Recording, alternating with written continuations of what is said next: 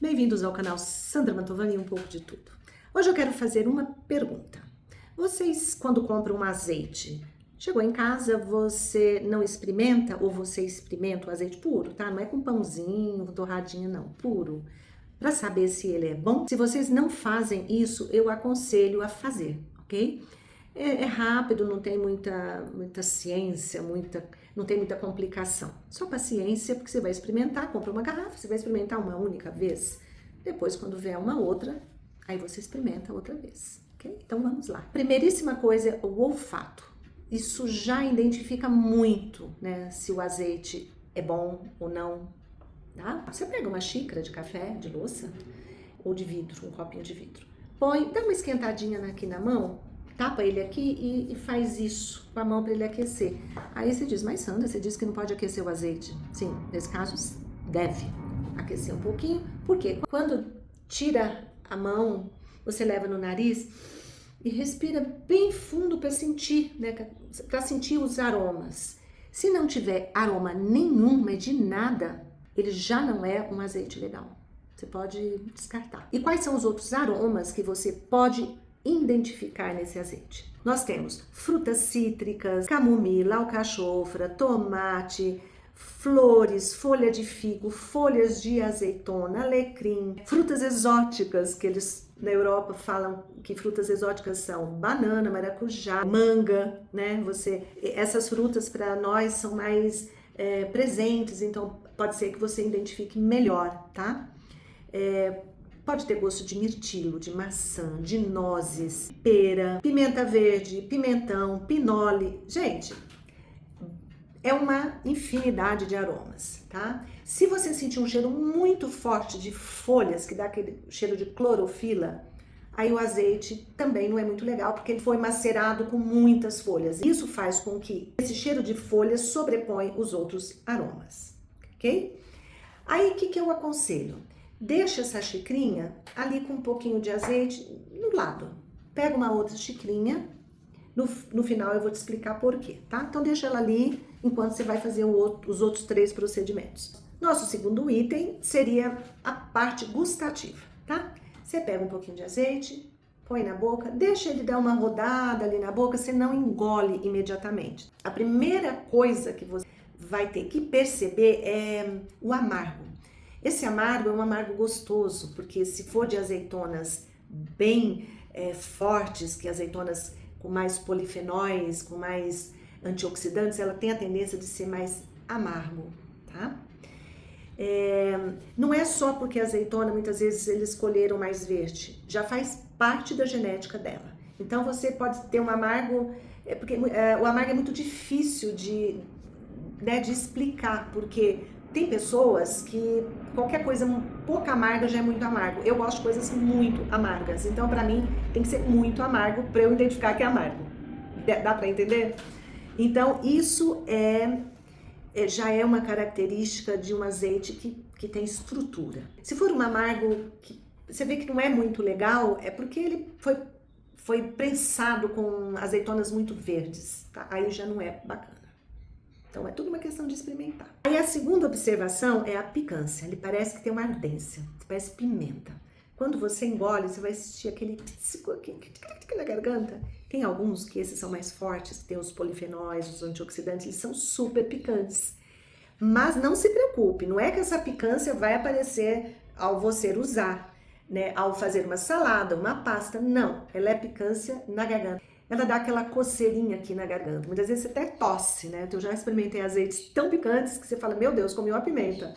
Mas não é. É outra vez, é a genética dessa azeitona. Se tiver picância, é ótimo também. Esses são azeites com picância e amargor que pertencem às olivas, né? Que são mais robustas na genética. Aí tem uma outra característica que você não vai sentir nem o amargo e nem a picância. Ele vai ser classificado como um azeite doce. Tá? Ele é mais suave, ele é mais delicado. São azeitonas que têm essa característica de ser mais adocicada, mais suave, mais delicado.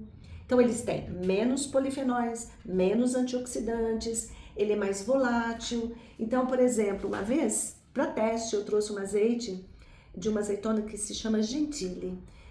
Eu trouxe na mala. 3 meses depois de chegar ao Brasil, ele não tinha nem aroma, nem gosto, não tinha mais nada. Aí eu, quando voltei para a Itália, eu perguntando ao meu professor, que eu fazia degustações depois com ele, eu falei, eu levei um azeite Gentili, 100% Gentili. Ele falou, ela não vai funcionar em países tropicais. Ao passar no Equador, ela já quebra moléculas. Então ele vai ficando cada vez mais insípido. Ele vai ficando cada vez mais sem gosto, sem cheiro, sem nada. Então olha que coisa interessante, né? O que é uma estrutura de uma azeitona. Não é que ele é ruim, pelo amor de Deus, eu adoro também. Mas não dá para trazer para o Brasil. Tem alguns vinhos muito delicados que eu não gosto de trazer, não gosto de tomar aqui no Brasil, porque ele muda o gosto. Então você aí já vai identificar se ele é amargo, picante, ele faz parte de um tipo de azeitona. Se ele é mais adocicado, mais suave, ele tudo é muito mais delicado, ele já faz parte de outro tipo de azeitona, ok? E por último, nós temos a sensação tátil. O que é isso? Outra situação que aconteceu comigo. Eu gosto muito de um tipo de azeitona que se chama coratina, é o tipo de azeitona, tá? É o tipo de óleo, ela é monovarietal, eu gosto monovarietal. O que é monovarietal? É um azeite feito somente com um tipo de azeitona, tá? Então ele chama monovarietal. Os outros que a gente vê por aí, eles passam por misturas de azeites diferentes para chegar num equilíbrio ali. Eu cheguei com algumas garrafas aqui no Brasil e uma delas caiu e quebrou no chão da cozinha. Gente, o azeite não se moveu, ele caiu e ficou. Então, o que quer dizer isso? Tem uma densidade forte, ele não esparrama, né? Essa é uma característica maravilhosa. Mesmo no mercado, você virando a garrafa assim, você já consegue perceber isso. Se ele é mais líquido, se ele é mais pastoso, se ele é mais fluido. Depois de ter contado essa história, a gente vai estar falando de sensação tátil, né? Então, nós temos a fluidez, que é a densidade desse azeite, tá? Então, você olhando numa garrafa no supermercado, já dá pra, se balançando, você já dá pra ver, né? Quando você compra um suco de uva e ele é mais denso, não é aquela coisa aguada, não é? Aí tem o pastoso, que são azeites extremamente espessos, que é o caso desse que eu derrubei a garrafa, tá? Ele era bem espesso, ele era bem denso, então ele não esparramou. Aí nós temos o azeite suave, que tem uma densidade média, tá? Então ele não é aquele pastoso, não é o aguado, ele tá ali no intermediário. E tem aquele que é aguado. Esse é horrível, porque você vê que o azeite, você derrubar um pouquinho aqui, ele esparrama. Se eu tivesse derrubado uma garrafa com esse azeite aguado, ela tinha esparramado por tudo. Ela ficou ali, de julho inteiro, ela ficou assim, uma poça, e ficou. Então nós temos essas características que você pode identificar esse azeite. Ok? E por que é que eu pedi para guardar a xícara, aquela primeira xícara?